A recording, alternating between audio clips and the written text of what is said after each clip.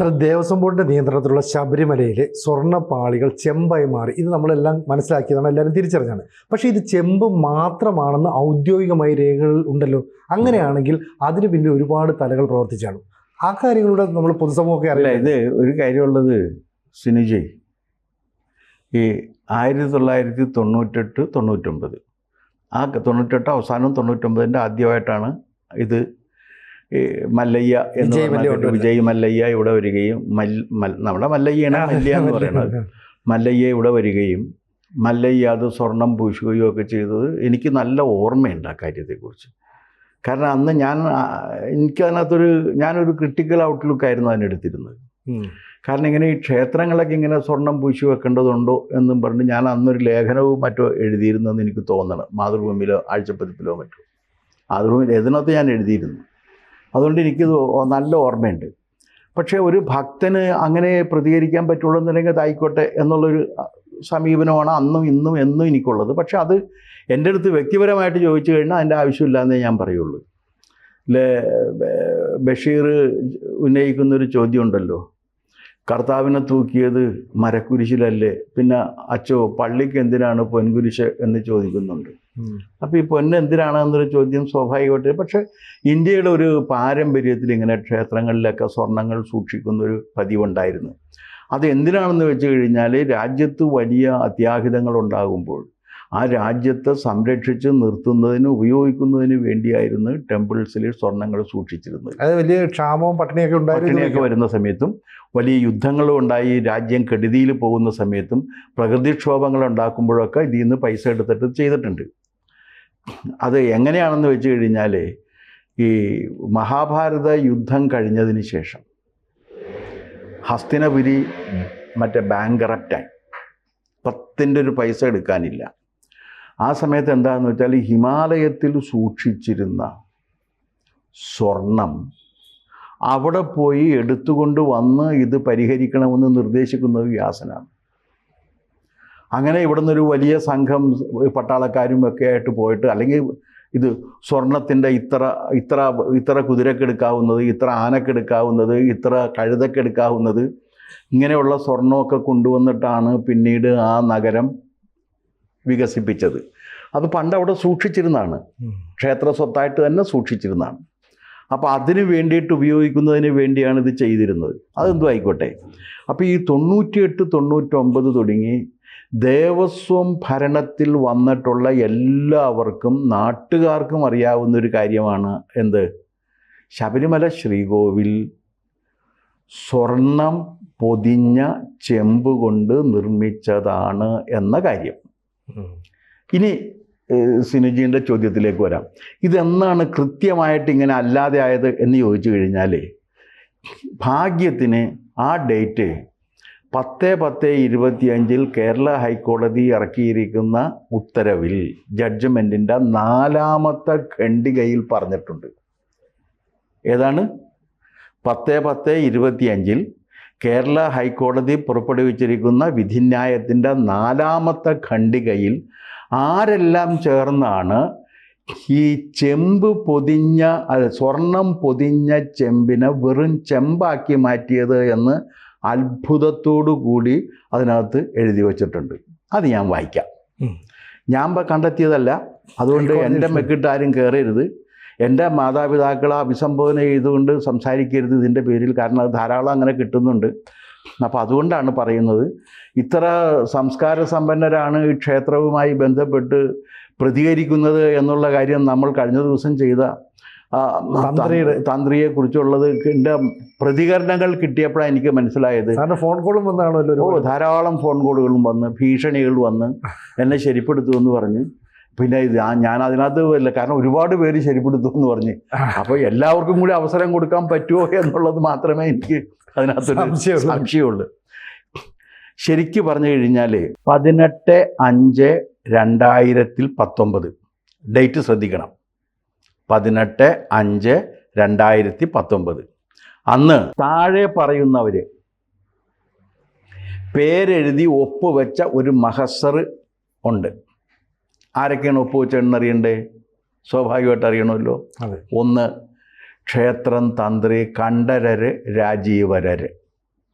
മേൽശാന്തി VN Vasudevan Namboothiri, S Jayakumar, PJ Rajesh, Sulin Kumar, Murari Babu, Murari അവിടെയുണ്ട്, Sankaranarayanan, VM Kumar എന്ന് പറഞ്ഞ സ്മിത്ത്, കാരണം ഇത് അസർട്ടൻ ചെയ്യേണ്ട ആള്, തട്ടാൻ, സ്മിത്ത് എന്നാണ് ഇപ്പോഴത്തെ പുതിയ പേര്, പഴയ പേര് തട്ടാൻ എന്നായിരുന്നു, ബിജുകുമാർ, D ജയകുമാർ, ഇത്രയും പേര്. അതായത് തന്ത്രി, കണ്ഠരര് രാജീവര്, മേൽശാന്തി VN Vasudevan Namboothiri, S Jayakumar, PJ Rajesh, Sulin Kumar, Murari Babu, Sankaranarayanan, VM Kumar, Bijukumar, Jayakumar, 10 പേര് ചേർന്ന് അന്ന് എഴുതി ഉണ്ടാക്കിയ മഹസറിൽ ഈ സ്വർണം പൊതിഞ്ഞ ചെമ്പ് എന്നുള്ളത് അപ്പാടെ മാറ്റിയിട്ട് ചെമ്പ് പാളി എന്നെഴുതി ചേർത്ത്. അത് കൊണ്ടുപോകുന്നത് ചെമ്പ് പാളിയാണെന്ന് അല്ല, അവിടെ ഇപ്പോഴുള്ളത് ചെമ്പ് പാളിയാണ്. ആ ചെമ്പ് പാളി കൊടുത്തു വിടണം എന്നാണ് എഴുതിയത്. ഇവിടെയാണ് ഇതിൻ്റെ ഈ പുതിയ ഭാഷയെ പറഞ്ഞ ട്വിസ്റ്റ് നടക്കുന്നത്.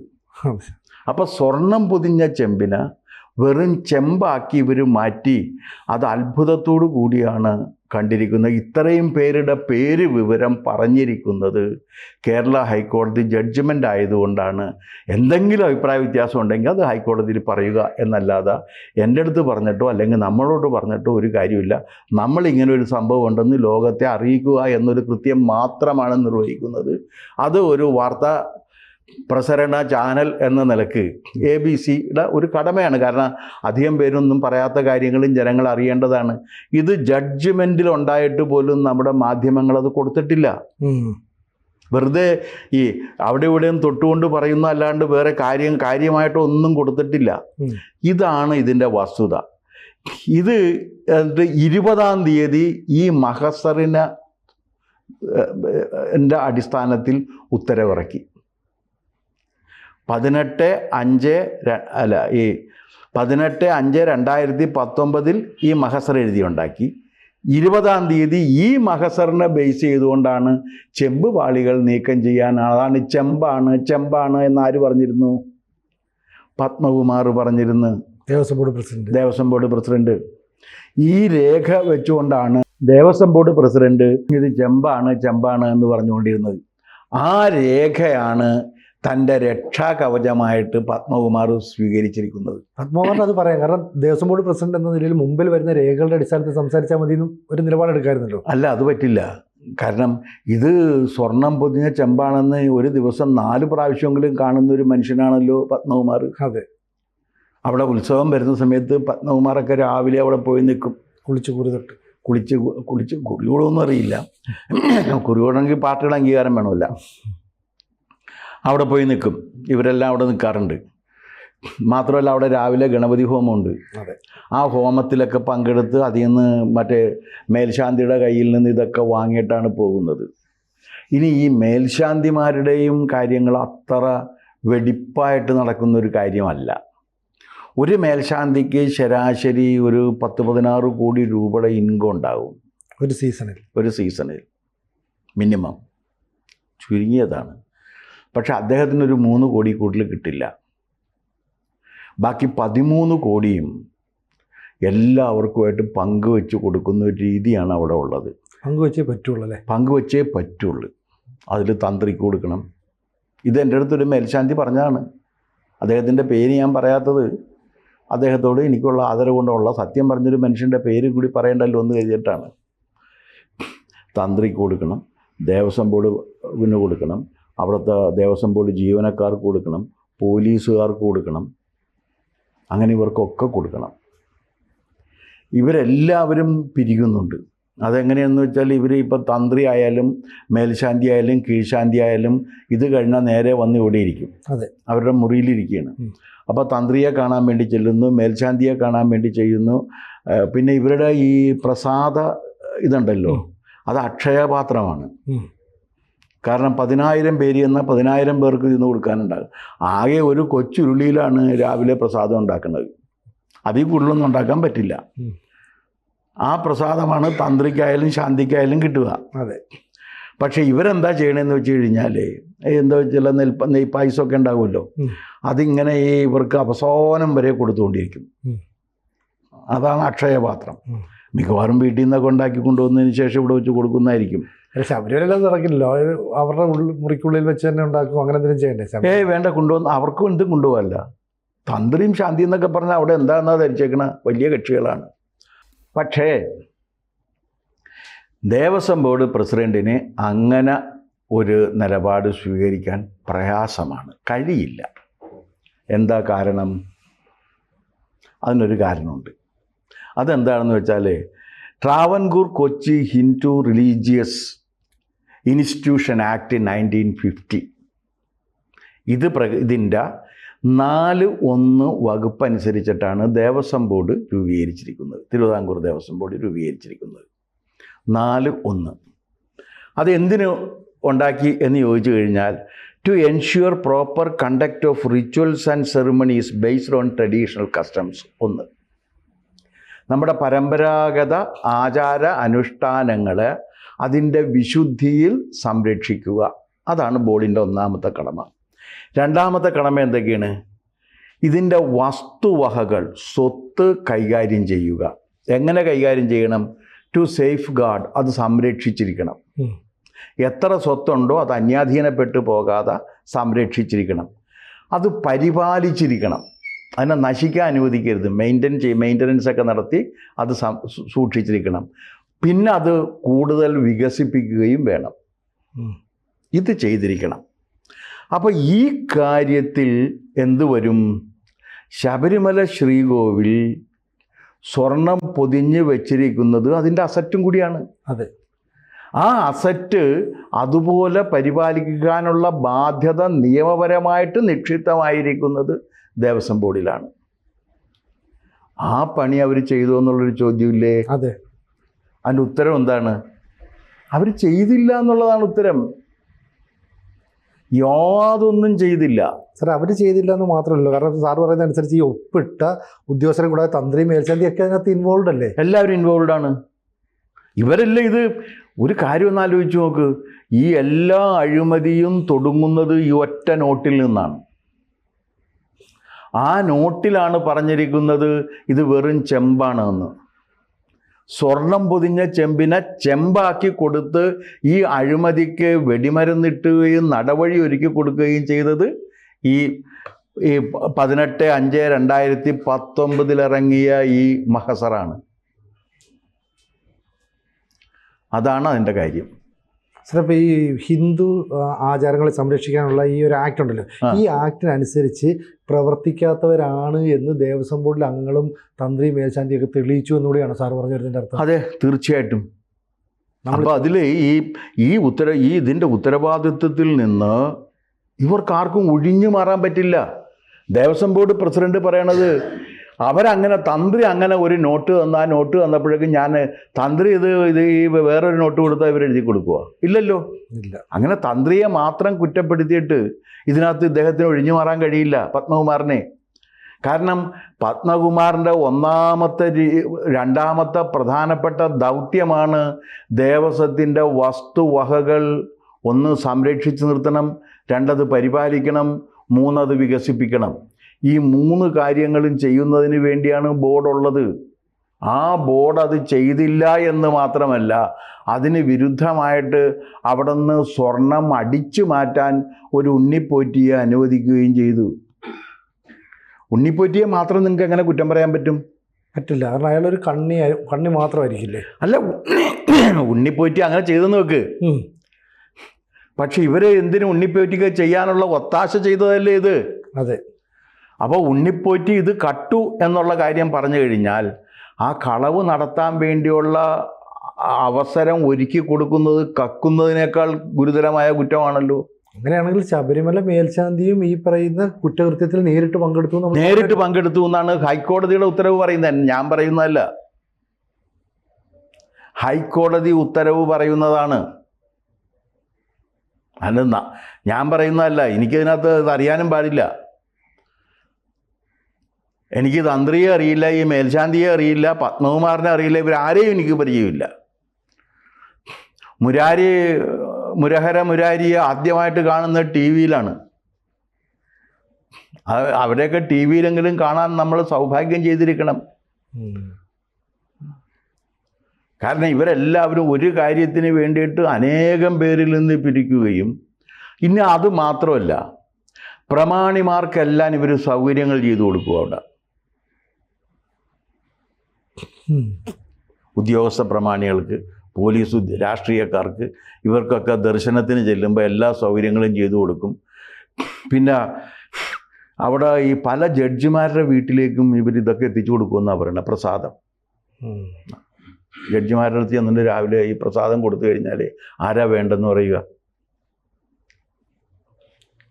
പ്രസാദം കൊണ്ട് താൻ്റെ അത് മാത്രമല്ല, ഞാൻ ഭഗവാനെ വേണ്ടി ഇന്ന് സാറിൻ്റെ ജന്മദിനമാണ് എന്ന് കണ്ടപ്പോൾ ഭഗവാന് വേണ്ടി ഈ നേർച്ചയും കഴിച്ച് ഞാൻ വന്നതാണ് എന്ന് പറയും.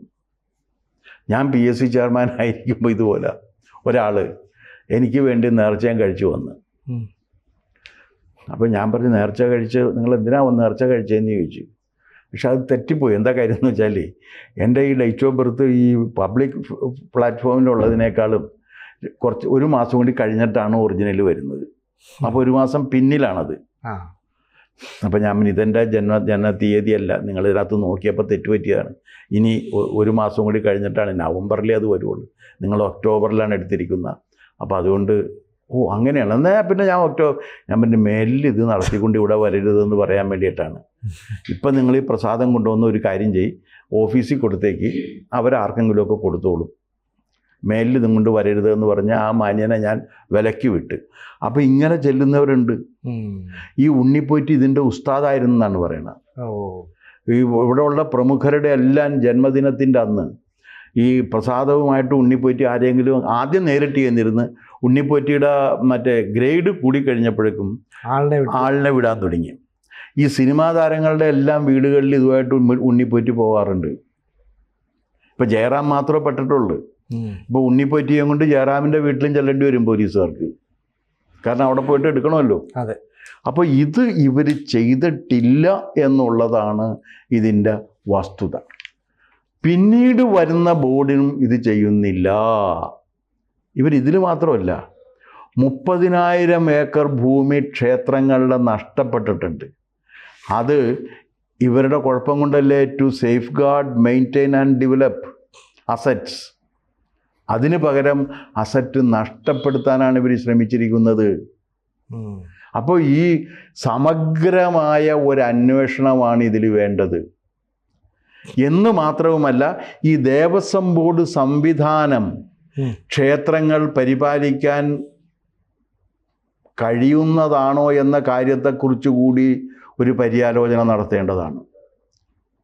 കാരണം എവിടെയൊക്കെ ദേവസ്വം ബോർഡുണ്ടോ അവിടെയൊക്കെ ദേവസ്വം ബോർഡിൻ്റെ ഭൂമി നഷ്ടപ്പെടുന്നു, ക്ഷേത്രങ്ങളിൽ നിന്ന് സ്വർണം കവർ ചെയ്യപ്പെടുന്നു, കിട്ടിയതൊക്കെ കിട്ടിയവന് എടുത്തുകൊണ്ട് പോകുന്നു.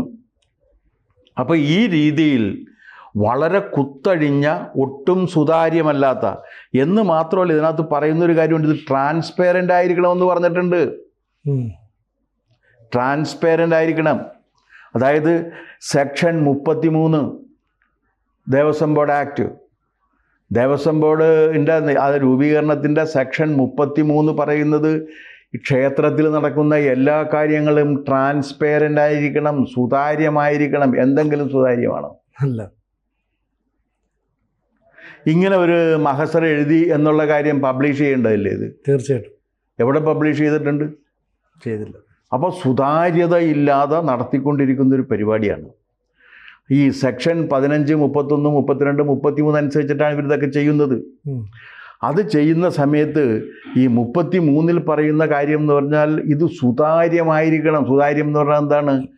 ഭക്തജനങ്ങൾക്കും അല്ലാത്തവർക്കും ഇവിടെ എന്താണ് നടക്കുന്നത് എന്നറിയാനുള്ള അവകാശമുണ്ട്. ആ അവകാശം ദേവസ്വം ബോർഡ് മറച്ചു വെച്ചേക്കാണ്. ദേവസ്വം ബോർഡ് ആകെ പറയുന്ന കാണിക്ക ഇടണം, എത്ര കിട്ടി എന്ന് പറയില്ല. ഒരു കമ്മതി കണക്കാണ് പറയുന്നത്. അപ്പം അതുകൊണ്ട് ഇപ്പോഴുള്ള ഈ ദേവസ്വ ഭരണ സംവിധാനം തന്നെ പൊളിച്ചു മാറ്റി മറ്റൊരു സംവിധാനം ഉണ്ടാക്കുന്നതിന് വേണ്ടി കൂടി ഈ ശബരിമല വിവാദം ഇട നൽകണം എന്നാണ് എനിക്ക് നിർദ്ദേശിക്കാനുള്ള ഒരു കാര്യം. കൂടുതൽ വാർത്തകളും വിശേഷങ്ങളും നിങ്ങളിലേക്ക് എത്താൻ ABC മലയാളം സബ്സ്ക്രൈബ് ചെയ്യുക, ബെൽ ബട്ടണും അമർത്തുക.